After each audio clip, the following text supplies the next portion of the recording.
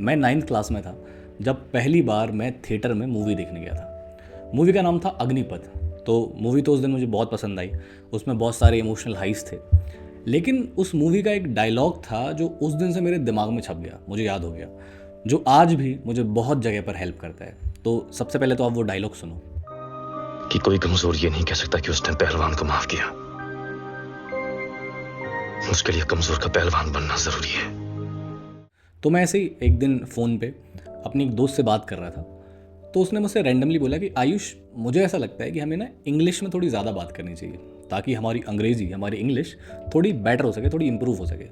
तो मैंने उसे बड़े स्टाइल में रिप्लाई दिया कि यार देखो यार, मुझे ऐसा लगता है कि ये जो इंग्लिश है ना, उसकी फालतू में हाइप बना के रखी है। देखो, मैं तो देसी आदमी हूँ, मैं तो हिंदी को ही सपोर्ट करता हूँ, हिंदी को ही प्रमोट करता हूँ, और मैं जो भी करूँगा ना हिंदी के थ्रू ही करूँगा। तो मुझे ज़्यादा शौक नहीं है ये इंग्लिश वाली चीज़ों में पढ़ने का। तो ऐसे बोल के मैंने अपने आप को बहुत महान और बड़ा क्रांतिकारी साबित कर लिया। लेकिन फ़ोन रखने के बाद मुझे रियलाइज़ हुआ कि रियलिटी कुछ और थी। असल में ये मेरा एक तरीका था मेहनत से बचने का और अपने कंफर्ट जोन में रहने का। ये मेरा एक डर था लोगों के सामने कुछ नया बोलने का, बेइज्जती ना हो जाने का, कुछ नया स्टार्ट करने का। क्योंकि अगर मैं इंग्लिश को बहुत परफेक्ट कर लूँ, बहुत अच्छा कर लूँ, कि इंग्लिश मुझे बहुत अच्छे से आती है, लेकिन फिर भी मैं हिंदी में ही बात करूँ, हिंदी में ही कंडक्ट करूँ, तो मैं बोल सकता हूँ ना कि मैं हिंदी को प्रमोट करता हूँ, मैं बहुत क्रांतिकारी इंसान हूँ। अगर हिंदी आती है तो मैं हिंदी में ही बात करूँगा ना, इसमें बड़ी बात क्या है। तो किसी नई चीज़ को सीखने की जगह उस पर ध्यान देने की वजह मैंने एक आसान रास्ता चुना। मैंने एक ऐसा आर्ग्यूमेंट अपने दिमाग में बना लिया जो मेरे ईगो को सेटिस्फाई कर सके और मुझे खुशी दे सके। ऐसे ही एक इंसिडेंट मेरे साथ और हुआ। मैं अपने दोस्त के साथ मार्केट में घूम रहा था, हम लोग बातें कर रहे थे, तो मेरा दोस्त मुझसे बोला कि जो भी ये बड़े लोग होते हैं, जो बड़े बड़े एग्ज़ाम निकालते हैं या बड़े बड़े काम करते हैं, वो ना बेवकूफ़ होते हैं। पूरी ज़िंदगी भर मेहनत करते रहेंगे, परेशान रहेंगे और डिप्रेशन में ही मर जाएंगे। तो मैं तो ये चाहता हूँ कि मेरी कोई गवर्नमेंट स्कूल में जॉब लग जाए, कोई सरकारी टीचर की जॉब लग जाए, तो वहाँ बच्चों को पढ़ाना भी नहीं पड़ता है, तो वहाँ भी टाइम पास करूँगा, सैलरी मिल जाएगी, घर आऊँगा, घर पे मज़े करूँगा और चैन की नींद सो जाऊँगा। और ऐसा कह के उसने बड़ी एक कातिल सी स्माइल दी। अब मैंने सोचा कि इससे क्या ही बोलूँ, लेकिन जो भी उसने बोला था ना, वो सच नहीं था। रियलिटी ये है कि जो बड़े काम करने के लिए, जो क्रिएटिव काम करने के लिए जो हार्ड वर्क करना पड़ता है, पेशेंस चाहिए, रिस्क फैक्टर होता है, अनसर्टेनिटी होती है कि पता नहीं होगा कि नहीं होगा, तो ये सब चीज़ों को झेलने की कैपेसिटी उस इंसान में अभी नहीं है। सच ये है कि अगर उसे वो जो घर का कंफर्ट जोन है उससे निकाल कर नए पढ़े लिखे लॉजिकल लोगों के बीच में बिठा दिया जाए या 4 लड़कियों के बीच में बिठा दिया जाए, तो उसके पास ऐसा कुछ नहीं है मीनिंगफुल जो वो उन लोगों को दे सके, राइट। तो उसने एक आर्ग्यूमेंट बना लिया मन में कि ये जो भी बड़े महान लोग हैं, अच्छे काम करने वाले लोग हैं, सपने देखने वाले लोग हैं, ये सब बेवकूफ़ होते हैं और ये तो डिप्रेशन में ही मर जाएंगे, बहुत दुखी रहते हैं।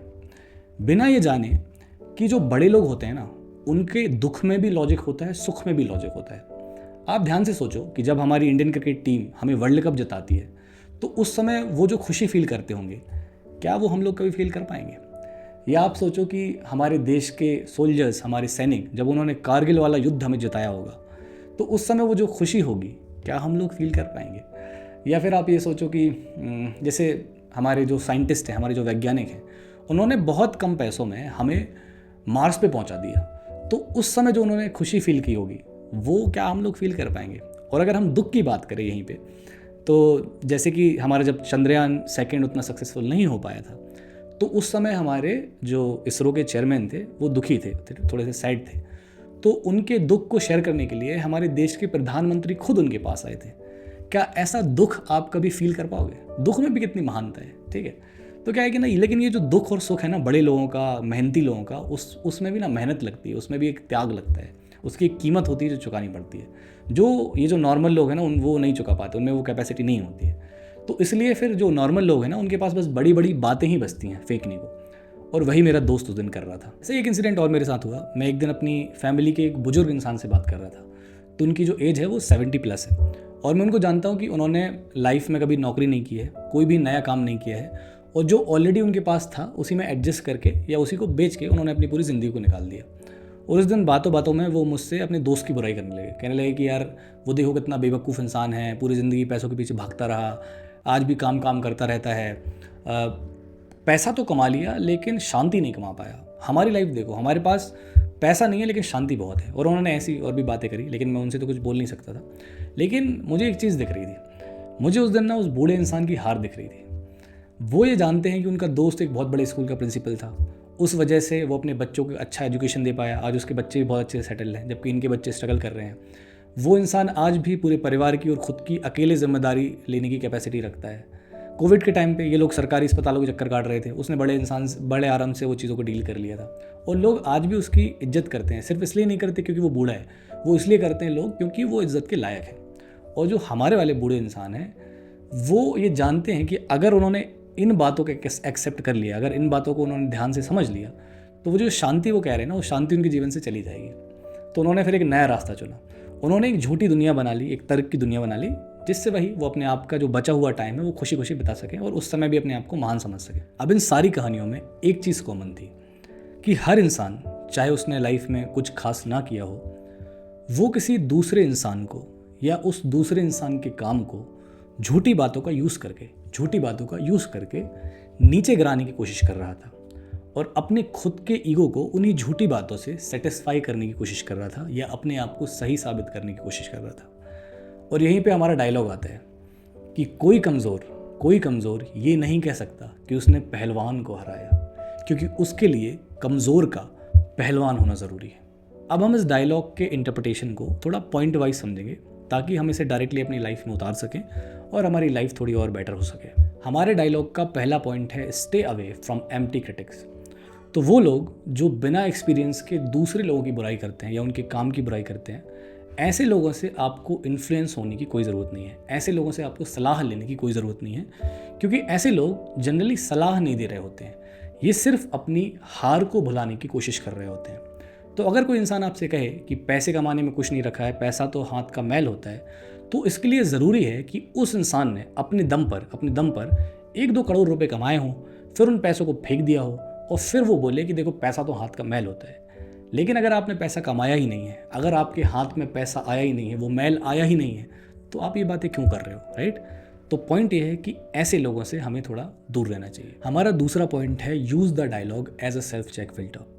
तो कभी भी ऐसा हो कि आपके अंदर किसी इंसान को लेकर या उसके काम को लेकर बुराई पैदा हो, आपके अंदर नेगेटिव थॉट्स आएँ, तो आप एक पल को रुकें और ध्यान से सोचें कि ये जो आप बुराई उस इंसान की कर रहे हो या उस काम की कर रहे हो, वो आप नॉर्मली कर रहे हो या फिर वो इंसान कभी आपके साथ हुआ करता था, आपके आसपास था, लेकिन आज आपसे आगे निकल गया है, उसका जो काम है, उसका जो लेवल ऑफ थिंकिंग है, उसका जो भी जीवन जीने का तरीका है, आप उसे मैच नहीं कर पा रहे हैं और आपको ये भी पता है कि शायद अभी तो आप उसे मैच नहीं कर पाएंगे, आपकी शायद औकात नहीं है और इसलिए आप उस इंसान की बुराई कर रहे हैं। तो मुझे लगता है आपको थोड़ा रुकना चाहिए, क्योंकि आपको पता भी नहीं चलेगा और इसी तरीके के थॉट्स जो है ना, वो आपकी ग्रोथ को रोक देंगे। और यहीं से हमारा थर्ड पॉइंट आता है कि growth comes from learning and learning comes from respect. अब जो भी लोग गांधी जी की बुराई करते हैं या उनके कैरेक्टर पर सवाल उठाते रहते हैं, वो उनसे ये कभी नहीं सीख पाएंगे कि कैसे उनके कहने पर पूरा देश खड़ा हो जाया करता था। जो भी लोग अंबेडकर जी को सिर्फ एक कास्ट का लीडर समझते हैं, वो ये कभी नहीं समझ पाएंगे कि उन्होंने हमारे देश को इतना लॉजिकल संविधान, इतना लॉजिकल कॉन्स्टिट्यूशन दिया था। जब भी आप किसी अच्छे इंसान की अच्छाइयों को भूलकर, उसके कामों को भूलकर, उनके एक्सपीरियंसेस को भूलकर उनकी फालतू में बुराइयां निकालने की कोशिश करते हैं ना, तो आप उनसे कुछ भी सीख नहीं पाते हैं। जब आप कुछ नया सीख नहीं पाते हैं तो आप कुछ नया ट्राई नहीं करते हैं। जब आप कुछ नया ट्राई नहीं करते हैं तो आपकी ग्रोथ अपने आप रुक जाती है। जब आपकी ग्रोथ रुक जाती है तो आपकी लाइफ का जनरली कोई मीनिंग या पर्पस नहीं बचता है।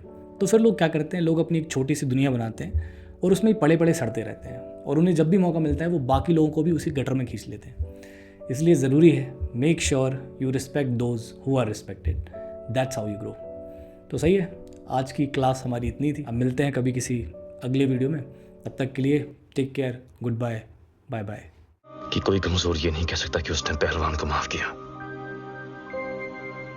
उसके लिए कमजोर का पहलवान बनना जरूरी है। तो आज से पहलवान बनने की मुहिम शुरू हो गई। तुम कहना क्या चाहते हो?